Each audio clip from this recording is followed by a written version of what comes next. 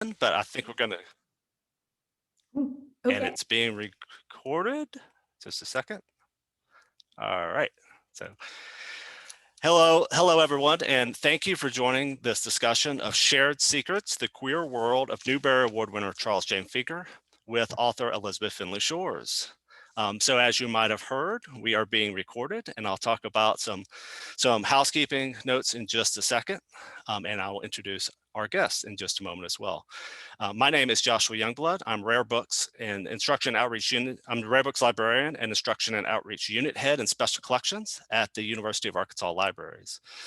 I'd like to take a moment to offer special thanks to the University of Arkansas Press for partnering with us on this event.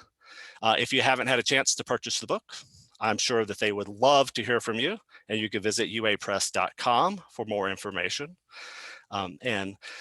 I would also like to give special thanks to Dina Owens, the Special Collections Administrative Specialist, for doing all of the organizational and technical side of the planning for this event. And hopefully Dina won't have to pop on to steer us back in the right direction at any moment, but she's back there making magic happen for us. So thank you very much, Dina, for all your help. And I'd also like to thank Catherine Wallach, our architectural archivist in Special Collections. She'll be facilitating our questions, and I'll explain how that works in just a second. So to those housekeeping notes that I promised you. This is a Zoom webinar. So for the most part, you're only going to see myself and Elizabeth Findley Shores, who you can also see in the window to your right. You're only going to see us speaking, and we're going to be minimized for almost the entirety of the session today. As we go through and share some images from the archives in Special Collections. We do encourage you to submit questions though. And after our discussion, we'll take a few minutes to answer all the questions that are submitted. And so we will be collecting those and review them as we go along. And your questions are not going to be visible to everyone tuning in until after they have been addressed. But then at that point, they will become visible and people will be able to see them. As I mentioned earlier, we are recording this event and it will be made available on the Special Collections YouTube channel. Maybe tomorrow, maybe in the next couple of days. And so if you registered for the event and you weren't able to get to it, we'll send a link out to you and you should be able to view it later, or you just get so excited that you want to watch it again and again and again. It'll be available on YouTube after we finish. So, and again, thank you and welcome to everyone that's joining us. We're so excited to have you. But now please join me in welcoming Elizabeth Findley Shores, an author of many books on a wide range of topics. Shores is an independent scholar living in Little Rock, Arkansas. Hello, Elizabeth. Hey, Joshua. Greetings and greetings to everybody at Special Collections. This is really quite a thrill since none of this would have been possible without Special Collections at the University of Arkansas. Well, it's our pleasure to have helped you in your research process. And of course, it's our great pleasure to now have your book to join our Arkansas collection and be able to put in people's hands in the future when they're doing research. So it's very exciting for us, and it's a great pleasure to have you with us. I'm going to get started with questions now. Elizabeth and I have some questions we're going to work through. But we're also going to be showing you some images, and we're going to be kind of discussing some things as we move along. My first question for you is, so two of your other recent books include Earlene's Pink Party, The Social Rituals and Domestic Relics of a Southern Woman, and that's based on a study of your family's history. Another book is the biography of the botanist on Harper's Trail, Roland McMillan Harper, Pioneering Botanist of the Southern Coastal Plain. So what brought you to this study of Charles Finger? Well, I was nearing finishing. Oh, and here's a picture of Gayeta, the house that Finger built in Fayetteville. So I was finishing up work on Earlene's Pink Party and looking ahead to, actually it was before I was finishing up, I was midstream, but wanting to identify my next project. I think a lot of writers have several books in one stage of development or another simultaneously. They have the one that's in press or coming out next. They have the one they're currently working on, and they have the one they're planning. And so I needed to start planning. And I heard through some mutual friends that two of Charles Finger's grandsons, Professor Rob Leffler and Professor Charles Leffler, who are both at the University of Arkansas, had donated their grandfather's papers to Special Collections. I think at that point about a decade earlier, and not much had been done with them yet. So it was kind of unexplored territory, and that intrigued me. So, I did a little bit of investigating and decided to make it my next book. Awesome. And I was so glad that you did. You mentioned that the papers that the descendants of Charles Finger donated to us, and behind me, you'll see a little bit of the wealth that we have related to Charles Finger. When we were just starting, Elizabeth, you mentioned the availability of the materials here and special collections making it available to you. And I just will point out just briefly here. So we have all of Charles Finger's books, of course, that were published in his lifetime. That's a tremendous amount of literature. He was a prolific writer, lots and lots of work. And so we're very fortunate to have first editions and multiple copies of some of the editions of his works. We also have copies of the newsletter that he published out of Fayetteville, which is the All's Well newsletter. And then we also have at least one example of every single copy of Haldeman Julius blue books that he wrote. So he was a prolific blue book author as well.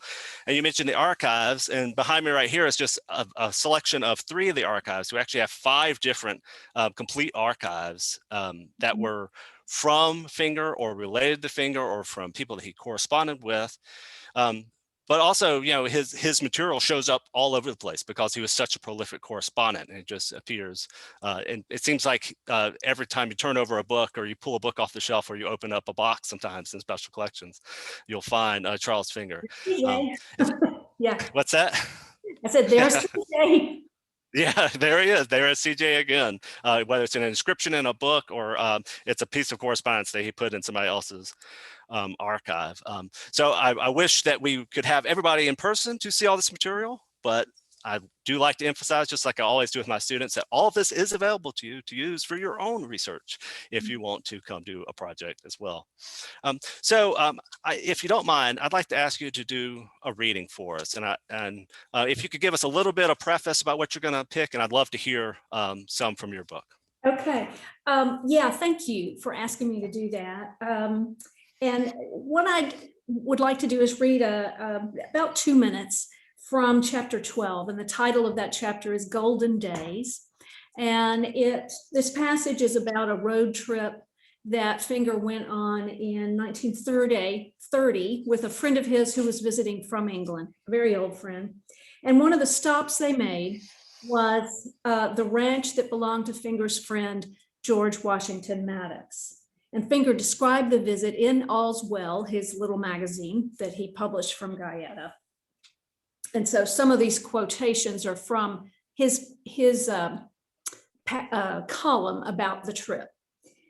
The highlight of the trip was a stop at Maddox's new cattle ranch in Arizona.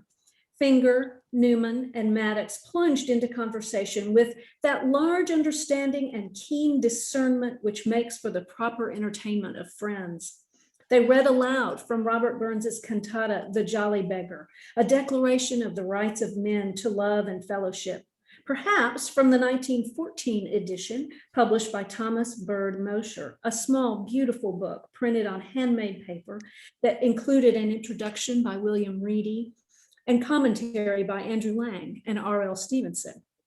A close friend of Reedy, Mosher had also published works by Oscar Wilde and Walt Whitman. One can imagine that after a few of the drinks Maddox liked to serve, Finger and Maddox gave a dramatic performance of a poem George had written in collaboration with their mutual friend, Stuart Olivier, that reveals the fun-loving nature of Finger's most secretive friend. It was a parody of Bob Davis's well-known poem, I Am the Printing Press from 1911, and a rhapsody on alcohol and Greek love. The title was An Ode to the Majuja, a humorous reference to Majuj, the Arabic name for a legendary giant. Alluding to Tennyson's poem, Ulysses, the poem's speaker declares, I gave the blood and fire to the veins of Ulysses and the high courage for his great questing of the happy isles. Finger-like, Maddox and Olivier worked their literary friends into the piece. I have lured Cobbs and Davises and Fingers and Maddoxes to the heights and have shown them the grandeur that was Greece and the glory that was of a French vineyard. The poem is a declaration of independence and tolerance. I am yet the captain of my soul. I am tolerant of all save intolerance. It ends, I am the king of kings. I am king alcohol. Davis liked the poem and envied Maddox for moving to Arizona and stepping out of the maelstrom of life, he wrote to Maddox in a letter, onto a broad highway that will lead you to ultimate happiness, something Davis felt that he would never have the nerve to do. Dear Maddox, Whitman's philosophy was the only philosophy. The landscape at Maddox's ranch reminded Finger of Tierra del Fuego. The sun rising over the Arizona plain gradually lightened the terrain of muted browns, greens, and grays, slowly bringing the strong limbs of the acacia trees into relief. The scarlet throats of hummingbirds, darting from flower to flower, flashed like a gaucho's satin-lined cape. After the sun set at the far rim of the vast, sweeping, quiet night, the stars seemed to flicker like a lover winking from across a room, a country, the years. It was a place of health and activity and freedom, Finger told the readers of All's Well. A man could drift to eternity in such conditions. Wow. Thank you very much. I think it's a great introduction to everyone that has had a chance to see the book already. It gets to a lot of the things that I found personally is just so fascinating in the book, which is the way you're able to weave in all these stories and the methodology of the writers, but also well, really the passion and the intimacy that's present in all these different places where we see the letters. So I wanted to ask you though, so you titled the book "The Queer World" of Charles J. Finger. And one of the stories that really stuck out to me or was very resonant to me in reading it was you offer the story of Carl Sandburg, the famous biographer of Lincoln, poet, folk song collector, and a friend of Charles Finger's, who in his writing about Lincoln, he hinted at Lincoln's own romantic relationships with men. Mm-hmm. So I want to ask you just straight out, what is the value of revealing someone's sexuality in a biography like this, and why is it important for us? Why is that important for us to understand, to really understand Finger's queerness when we're looking at him? Yeah, that's a really important question, and I guess there are several thoughts I have about that. First of all, one's sexual orientation is a fundamental part of anyone's identity. And so for that reason alone, it deserves recognition and respect. Second of all, Finger lived during an oppressive time, and his quest for a place where he could be free to love whomever he wanted is really the key to understanding his life as well as his work. And then in terms of his work, I think the way he used this amazing explosion of middlebrow and progressive publishing in the years between World War I and World War II as a platform for creating an understanding circle of like-minded friends and fans and readers is really what makes him significant in the history of book culture. So I think one really couldn't write about Charles Finger in any depth without addressing his sexuality. Yeah, it's interesting because being in the archives here, being a place that's we're full of remembrance of Charles Finger, and we have all of his books, but he's someone who hasn't received a lot of critical inquiry in the past. There's never been a full-length biography. There have been some graduate level papers and some very excellent local history and regional history articles, but no one's really gotten into what made his literature so important and the depth of it, and then all the fascinating things about the man's life. And so, as I've said to you before, I'm so grateful to have this biography. And among the insights that your book gives us a lot more information about is his time as a youth in England and his early education. And it's his decision to leave his home and seek adventure. For those of you watching who missed it, this was a picture of him on a sloop off the coast of Patagonia with some companions in South America. And then here he is as a gaucho, Right. possibly getting ready to help guide an expedition. I think this is an archaeological expedition, if I remember right, Elizabeth. Well, ornithological. Ornithological. Yeah. Yeah. Yeah. So. So you see, and so he worked as a shepherd there. And then I have some pictures here from him in San Angelo, Texas. So can you tell us a little bit more about his early life and how his education shaped his life and work that we will come later, and also about his decision to leave England and seek adventure? Yeah, yeah. Well, can you click back to the picture of Sure. you? Yeah. So because unfortunately I never found any good pictures from his London years. There is one in the book, a sketch he made of one of his friends in London. But I think the most important experience he had as a young man was his involvement in the Regent Street Polytechnic Institute, of London, which was kind of a trade school, a really gigantic trade school. And he learned the basics of how to be a reporter, shorthand, for example, there. And he also learned something really important to him, which was that he had the charisma to gather around him a circle of men who shared his interests, but specifically in literature, and who would, come to a meeting to listen to CJ talk about books. And in fact, I think chapter 1 begins with him talking to this group of friends about Walt Whitman. But London, by the year 1890, was becoming really a rather dangerous place for gay men. The risk of blackmail and of even being arrested and imprisoned. This happened to Oscar Wilde. Those risks were very real. And so Finger decided to leave, and he went to South America, which was a place where a lot of gay men thought they would be safer than they were in Great Britain. And so he went on a coal ship down to the Strait of Magellan in 1890. And that picture is probably in the strait. Yeah, and he spent the next 6 years there, working mostly as a ranch hand on sheep ranches, but also handling a lot of different kinds of boats, tended bar, some played piano and honky tonks. He had at least one important romantic relationship that was with a German ranch hand. And all of those experiences show up in his later fiction. So I wanted to flip through a few of these other images. There he is as a gaucho. And then he makes his way to San Angelo, Texas as well. Here is a proof sheet from, I think it was a friend of his who was the photographer that took this, right?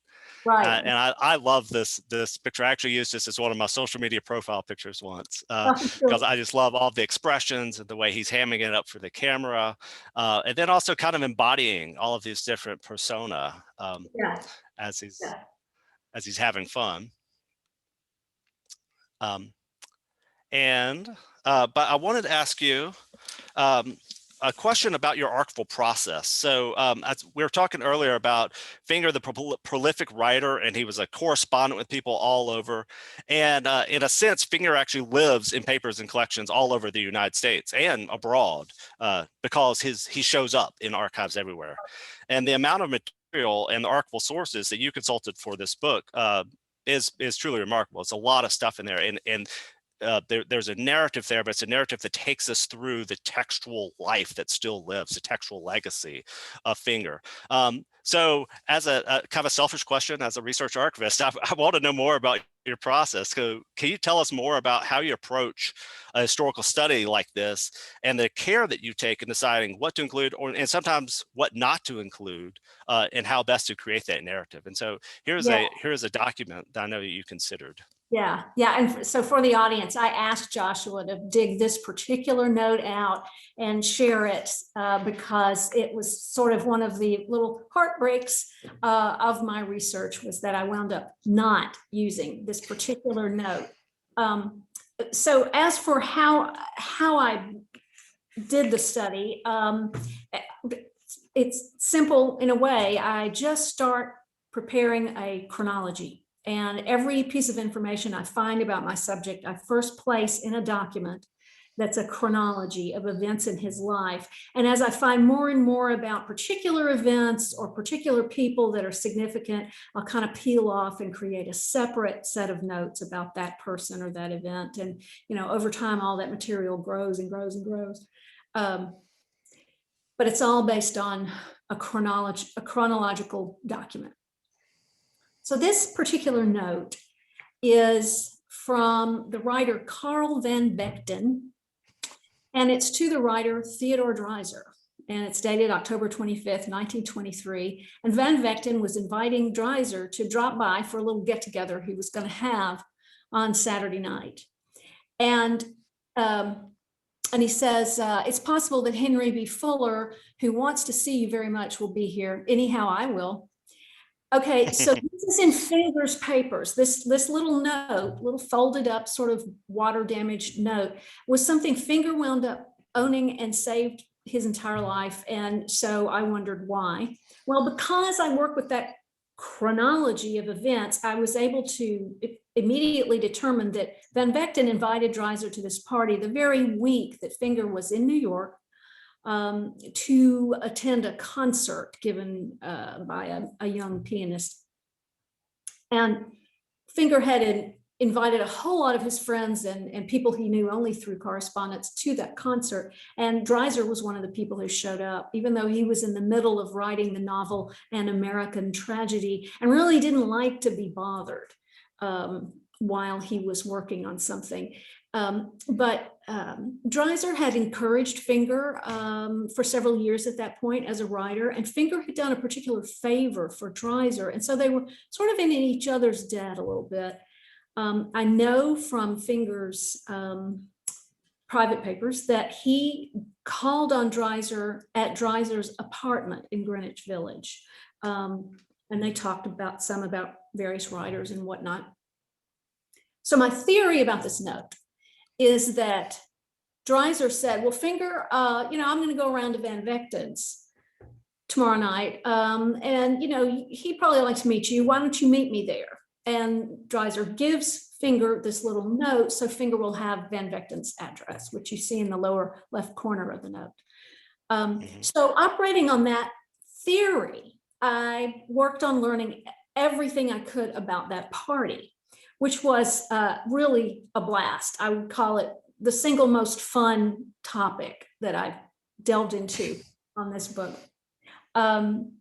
I figured out who all the other guests were. There were Van Vechten's wife, who was an actress, other writers, theater critics, there were painters, the photographer Nicholas Murray, who became very well known later for his many portraits of Frida Kahlo. There were two sisters named Carrie and Henrietta Stettheimer. And Stettheimer had a brand new book out called Love Days. And one of the other guests at the party was a book reviewer who wrote a rave review of Love Days that showed up a few weeks later in the magazine, The New Republic.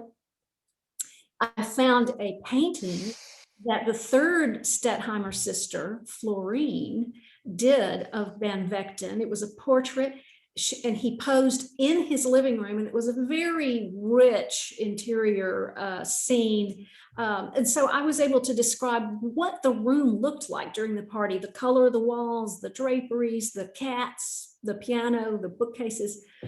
So I wrote this long, rich, I thought, passage about this, glamorous, glittering sort of New York party. And then I wound up completely deleting it from the manuscript because I wasn't able to absolutely definitively show that Finger showed up at that party. So example of, something I couldn't pull off. Yeah, which, well, it's also an example of your exhaustive work, and sometimes you win, and sometimes it doesn't all make it in there. Um, Right. but the reading that you provided us earlier, I thought was a great example of the intertextual analysis that you applied to this work of looking at not only Finger's writing and not only where his words and his correspondence show up, but also how it resonates in other places, the type of imagery.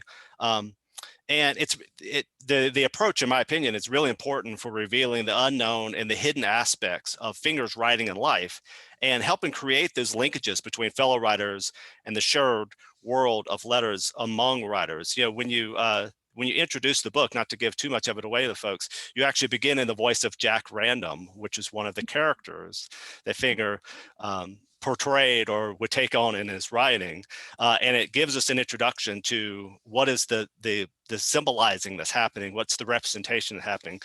Just thinking of Walt Whitman and how often Walt Whitman shows up in your book. This is the copy of Walt Whitman's, the third edition of Leaves of Grass, which actually belonged to John Gold Fletcher, the Arkansas poet, and we have that here. And I thought, wow, I know Walt Whitman's gonna show up today. Next time you're in, Yeah. past pandemic. Yeah. But can you help us better understand that coded language that is revealed and the innuendo and the layers of inference employed by writers like Finger, as well as how you, text of a writer's published work and correspondence, to find the information that might be invisible to readers otherwise, or it might even be invisible to their loved ones? Yeah, so that's a lot. That's a lot. And this has been the most intimidating project I've done ever. So, I am not a literary scholar. I'm just a biographer. With each of the subjects I've written about, and with the one I'm working on now, I simply try to immerse myself in whatever that person's world was. So with Roland Harper, it was his field notes and the plant specimens that he contributed to herbaria around the country. With Earlene's Pink Party, it was material culture. And with Charles Finger, it was everything he wrote and everything he read. So that was where I lived for several years while I was researching this. He wrote the Jack Random columns during the same period when this photograph was taken. That's Finger on the right. And one of his future brothers-in-law, little George Ferguson, at the piano, and Ferdinand Haberkorn, who was a young protege, maybe a lover, don't know for sure, of Finger, while Finger was in San Angelo. And so, yeah, Jack Random had some layers of illusions, that persona. There was both Roderick Random, which was a key early work of queer literature in England. And then there was Jack London, who was already one of Finger's role models as a writer.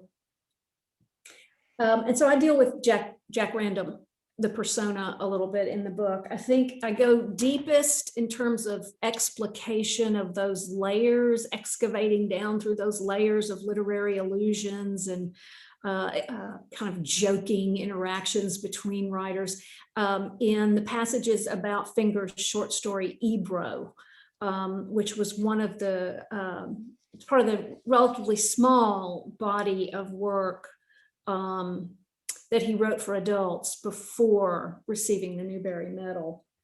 And as I was reading all of his work, I would notice words that he occasionally used in sometimes sort of strange ways. They stuck out a little bit.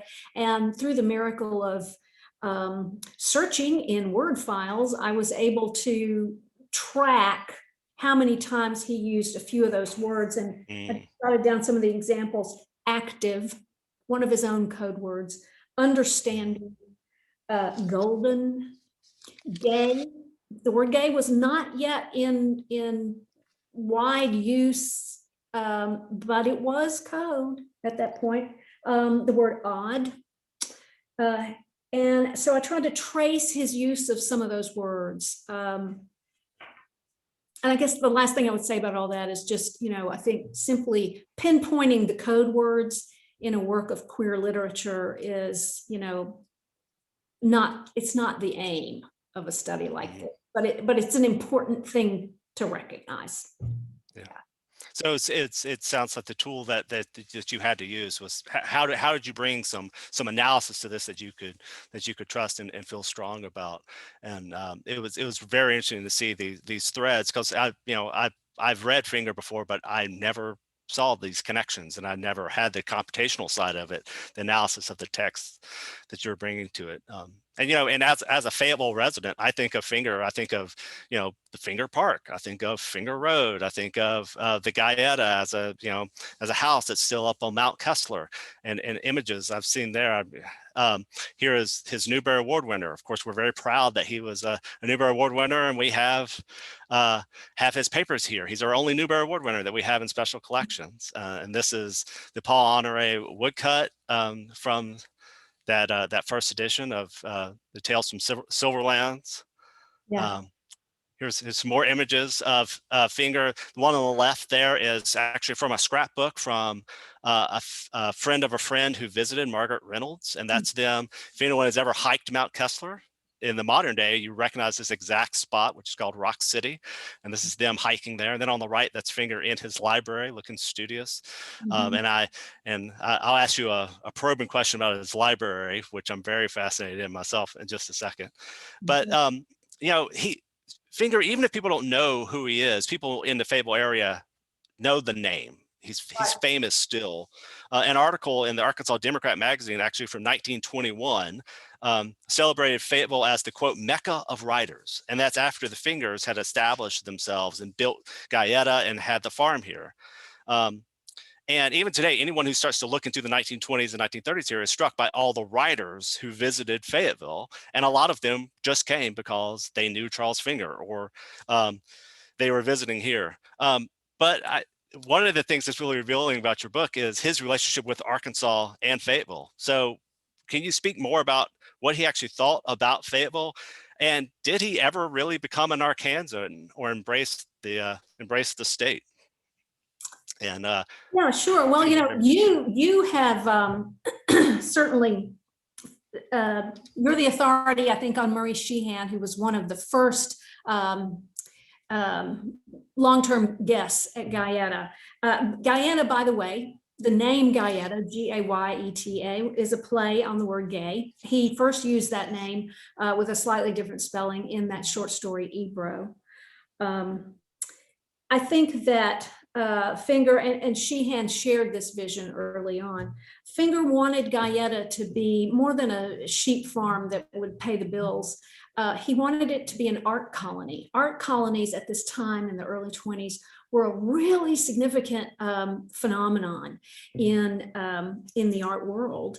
And they were more or less formal retreat centers for writers and artists who gathered to share whatever their particular art was and exchange ideas.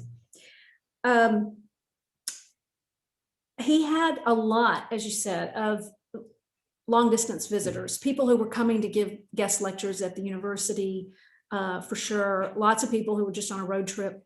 Lots of people who were his correspondents via All's Well, and they made a trip just to meet him. But then he also gathered the local intelligentsia around him at Gayeta for lots and lots of get-togethers, holiday dinners, Thanksgiving, Christmas, New Year's Eve was a big one. A lot of years, sitting out on the lawn on a summer evening, lots and lots of get-togethers.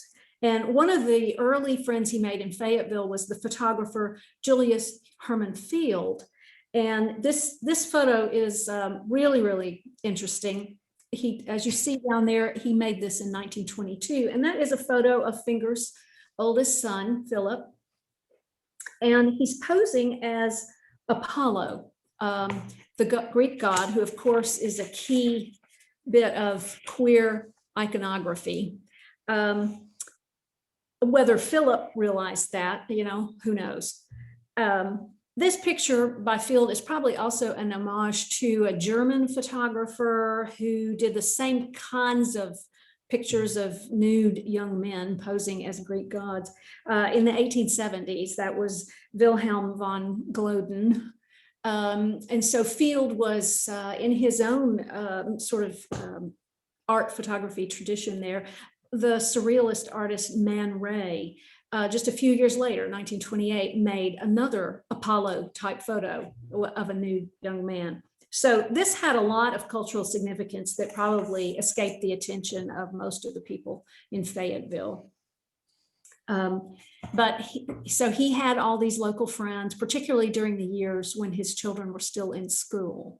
I think over time, Finger made less effort to cultivate and maintain those relationships in Fayetteville because he was really focused on finding a way to leave Fayetteville. Mm. Yeah, this photo, the Field photos are beautiful, and we have this collection too. I just love seeing these photos, and I didn't understand the depth of this photo until reading your book and making those connections. It's like, oh yeah, I can see how that connects. And you mentioned the visitors, and here are some examples from one of the scrapbooks. So Finger's wife Nellie kept a guest book, a guest register for all of their visitors. And, you know, when I've looked at this in the past, I've thought that it was a little idealistic to go, oh, well, I'll grab everybody because it's part of I'll embrace the art colony idea. So everybody that comes in, leave a note. And so it's a little spotty. It's not consistent. You don't get signatures all the way through, but something to notice on this shot, you have John Gould Fletcher in the middle there, the poet. Down below, it's Glenn Ward Dresbach, who wrote book reviews in a lot of the same places that Finger published, and was also showed up in All's Well, also lived in the Fayetteville area, but published a lot in the same time period. And then on the left side, you have somebody visiting from Australia and leaves a long inscription and a poem there. And so it says someone from Canada, and then someone from Australia, and then somebody from Washington, D.C. And then on the right there, you have George Maddox, who you mentioned earlier, signs his name very simply, no inscription, no additional information, as well as a few other, you know. Right. Yeah. And then CJ himself and Charles Finger Jr. Both signed the book that day. They were, for some reason, trying to be deliberate about recording all the people who were at that gathering. That might have been a dinner party that I describe in the book, but I can't tell what the date is, so I'm not sure. Yeah, I'd have to move around my PowerPoint images. That's okay. We'll have to. Yeah, but that Nellie's guest book was invaluable in building that chronology. Sure. Yeah. And then just being a fan of Fayetteville, it's a lot of fun for me just to look through and see all the names and see what I can. You mentioned Murray Sheehan earlier. That's him on the right there, and then with another one of sons, and is Eric is who you identified in this photo, and this is another shot of Gayeta, more of the whole farm there. And Sheehan, who actually lived on the property, was an early journalism professor and then a writer who wrote a notorious book about Fayetteville called Half Gods, which in some ways was a satire of the Finger family after their separation, and a satire of Fayetteville itself. But another great thing about your book for me, as someone who kind of knew a little bit about it, was the nuance that you give our understanding about the household, what it was actually like there, and some more information about Nellie, who, you know, we just often don't hear a lot about, at least as Latter-day students. Can you speak more on his relationship with his his relationship with his wife, but also with his kids? You know, Helen is one of his children that if you're looking up Fingers and the Finger legacy, you'll find that Helen became a professional illustrator. Is partly nurtured by her dad. Just another example from our Finger collection, and see if you can see that there. This is a book that Helen and CJ put together about their travels. Oh yeah, and she actually provided. Yeah, one of their travel books. She provides an illustration for it, and he provides the inscription. And then she actually did the illustrations for the book, as well as she's starting her career. So can you speak just a little bit more, help us better understand his relationship with his wife, but also with his children, and how he helped them or tried to? Well, Finger worked on a sheep ranch outside San Angelo that was owned by an Englishman named Christopher Ferguson, and Eleanor was one of Ferguson's daughters, and she became pregnant accidentally. Finger was the father. He balked at marrying her, but did before the birth of that child, who was Philip.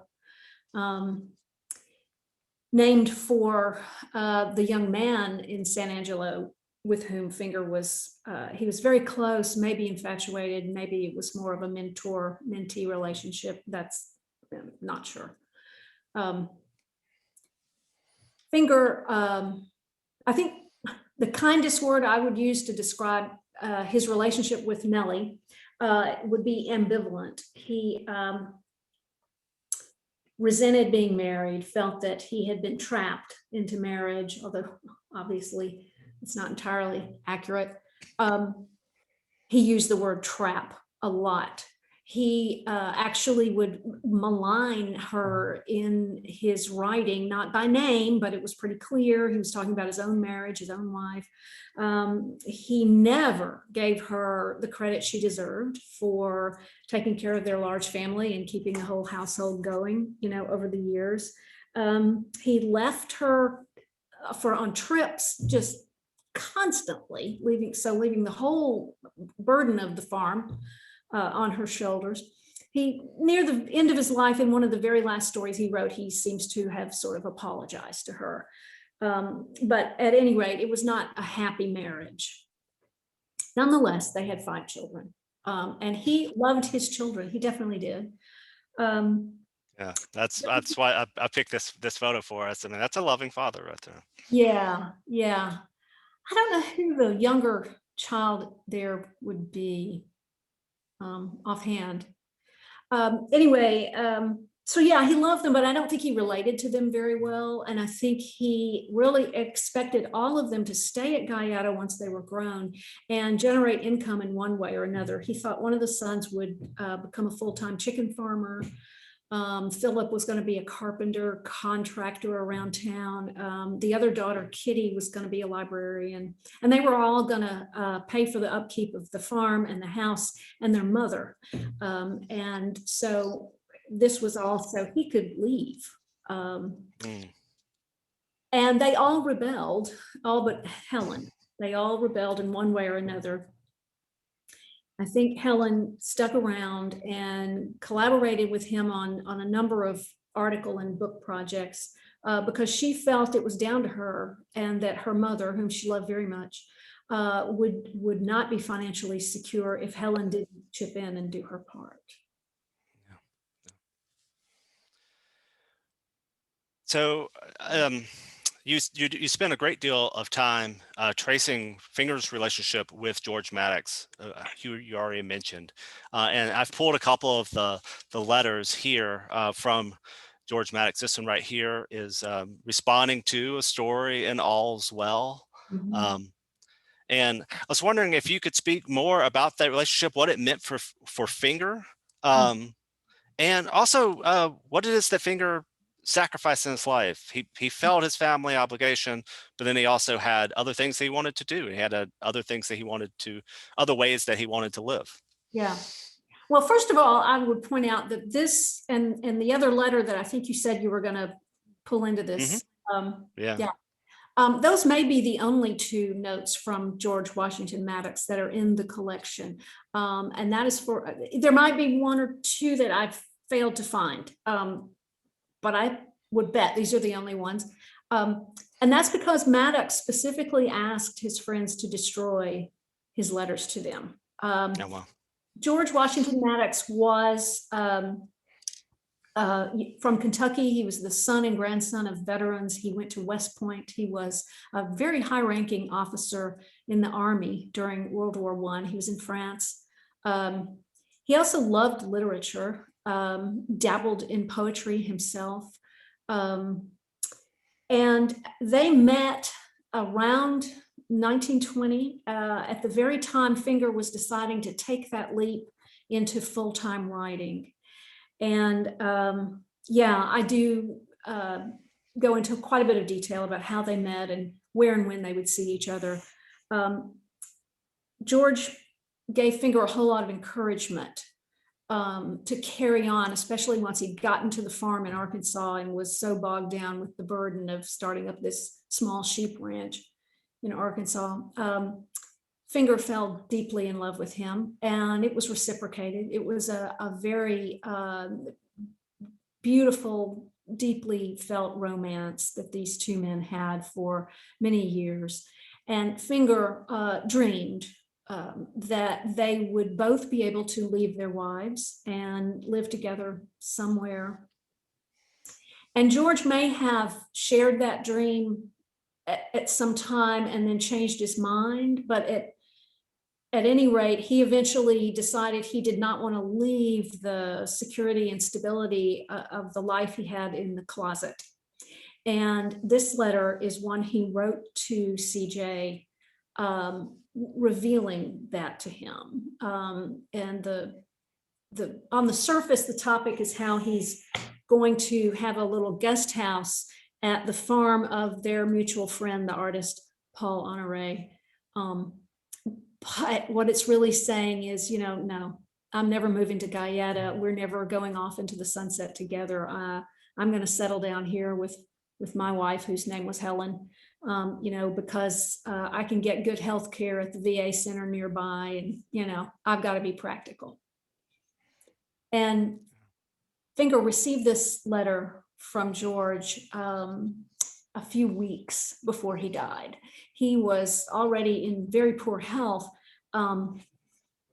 But, it's a fact that some people, some medical experts, think that one really can die from a broken heart, And so I think it's entirely possible that this was such devastating news to Finger that it hurried up his death. As for what he sacrificed, Finger never did leave Nellie and all those children, and he had other dependents. One of his brothers married one of her sisters, and they wound up moving to the Fayetteville area during the Depression. They had a kind of a full-time housekeeper secretary named Margaret German who lived with them for a decade or so. And so Finger was her full support. The pressure to generate income to these people was just unbelievable. And yet he carried on, he soldiered on for 2 decades after meeting George,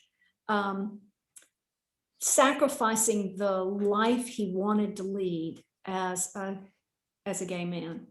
Out of love, a combination of love and a feeling of duty, of obligation to his family. So in that way, I think he is a extremely admirable, heroic figure in Arkansas history. So I have a few more questions that I'd like to ask you, but I also want to save some time to talk about your next project and to see if we have some more questions. I did want to, Finger is a heroic figure, but as a historical figure and as a man of his time and as a complicated individual, of course, he had complexities to him too. So I wanted to dig into one of the more revealing and interesting and troubling parts of your book, and then we'll come back to this this funner picture of them in their library together. In your previous projects, you have tried to bring about some understanding or empathy for the people that have made some questionable decisions, and Shared Secrets does that again with Finger. You even include a quote from him explaining himself, quote, "Some of us must translate the ideal religious or ethical into more practical terms." So can you talk more about Finger and his relationship with anti-Semitism of the period and kind of help us understand him a little bit better in today's important moment of anti-racist self-reflection? I can't remember offhand when he wrote that line about some of us needing to be practical, but it may have been in the aftermath of the period of anti-Semitism. During the years 24 through 27, His probably most important source of freelance income was work he did for a periodical called the Dearborn Independent that was published in Dearborn, Michigan. And the Independent was owned by Henry Ford, the car maker, and it was a vehicle for his promotion of his idea of Americana, small town values, whatnot, but also a vehicle for promoting anti-Semitism. And during those years, Finger collaborated with Ford's editors at the Independent in a few brief, hard to spot in retrospect, but definitely real instances of expressing anti-Semitism in pieces he wrote for the Dearborn Independent, and also pieces he put in All's Well at the request of those editors who worked for Ford. And I was able to compare those things he wrote to references he made to Jews before and after that period, and show that, at least in my opinion, the ideas he was expressing at Ford's request were not really his own. They weren't his values. He did it because he needed those freelance checks coming in. And, considering that he was himself a member of an oppressed minority, I just found this completely despicable. And really, it's only comprehensible in the context of how hard he was working to support his family. That little farm never did generate much cash income. They ate a lot of those little mountain farms didn't make it. No. They ate a lot of mutton, they ate a lot of potatoes, but they paid cash for pretty much everything they needed. And he had kids going to college at that point, and he needed to land those freelance jobs any way he could. And so but I do devote an entire chapter to this Henry Ford anti-Semitism period. And I call the chapter Betrayal, because as you mentioned, one of his other very important freelance income sources was Emanuel Haldeman, the publisher of the Little Blue Books, he was a Jew. And so Finger was betraying friends and patrons by writing those things for Henry Ford. Yeah. And, he had been a political and social radical earlier in his life, and more broadly so. And right. Haldeman's one of those people that gave him a leg up when he needed it earlier in his career. Yeah. So on a slightly happier note, I do want to know more about what you're working on. You told us your process for staging your research, and I know it's a many moving parts that you're taking towards publication. A little bit about what you're working on right now, what your current project is, or the next thing we have to look forward to.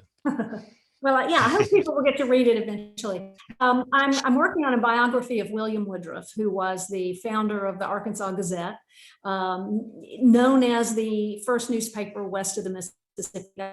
Not entirely accurate, but he was a pioneer printer who came to Little Rock he came to Arkansas in 1819. And I actually originally thought this was going to be a fun short book about his wife Jane's gardens in Little Rock. I really love flower gardening myself, and she is known as one of the first real horticulturists in Little Rock. And so I was going to write a book about Jane's gardens, but I quickly realized that the Woodruffs were major slaveholders in Arkansas. And Woodruff not only was a slaveholder, he was a proponent of lynching. He was a proponent of literally banishing all free people of color from the state. He bought and sold enslaved people. And so my book is focused on his actions as a slaveholder, and has a series of shorter portraits of individual enslaved persons who were in some way connected to him. Fascinating. And again, as someone who works deeply in the field of Arkansas history and trying to help researchers all the time, it's another one of those areas I think, wow, this is a story that really needs to get told. So I can't wait to get my hands on that one to find out more. Yeah, it's another one of those kind of mythic heroes from Arkansas's past. So true. That it's this story is just more complicated than what we've all understood. Yeah. We did get a question I want to ask that relates to this research process that you've explained this a little bit. So the question is, what would be your advice to a graduate student or newer researcher when exploring a previously untold story, as you did through your finger research?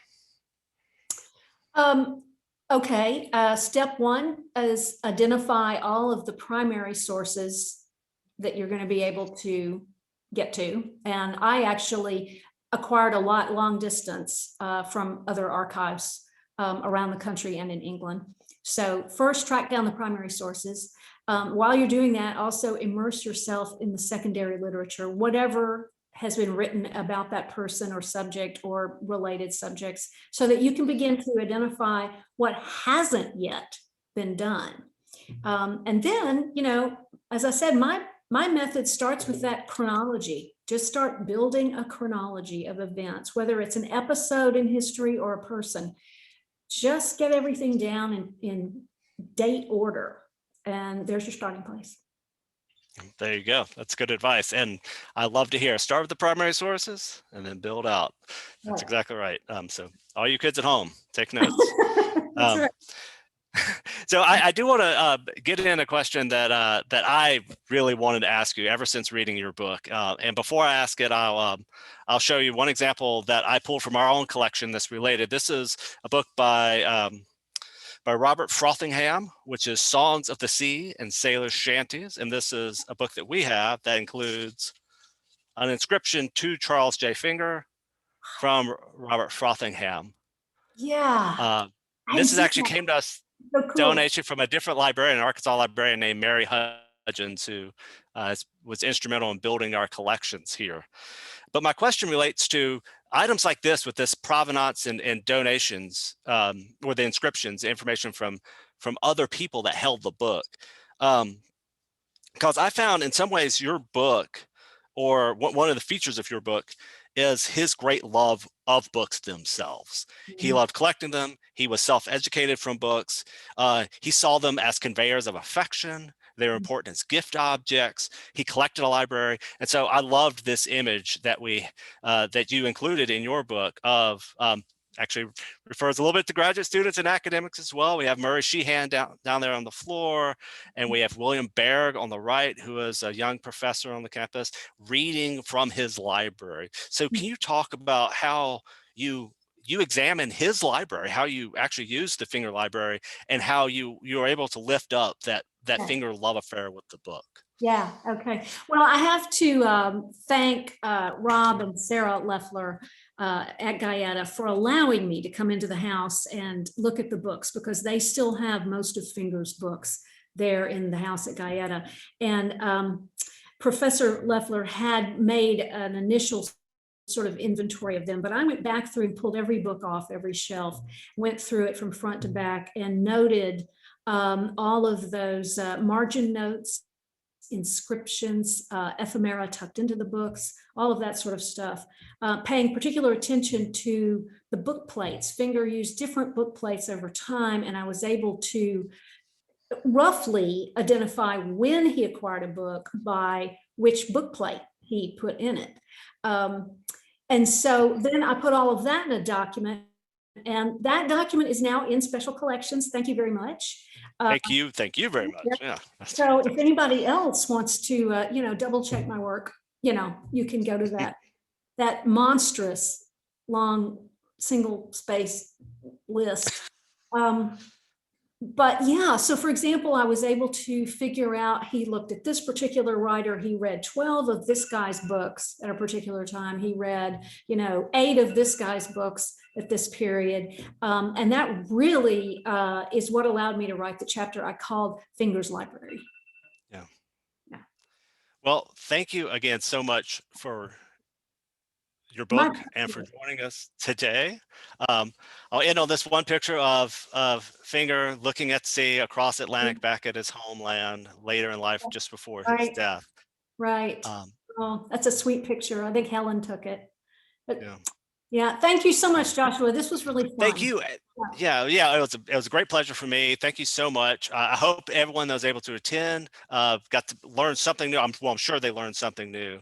And I hope you all rush out and read the book. And I hope you continue your learning and research and your love affair of the book, just like Master Charles Jade's Finger. So thanks to everybody who listened. Really appreciate it. Bye-bye. Thanks again. Bye.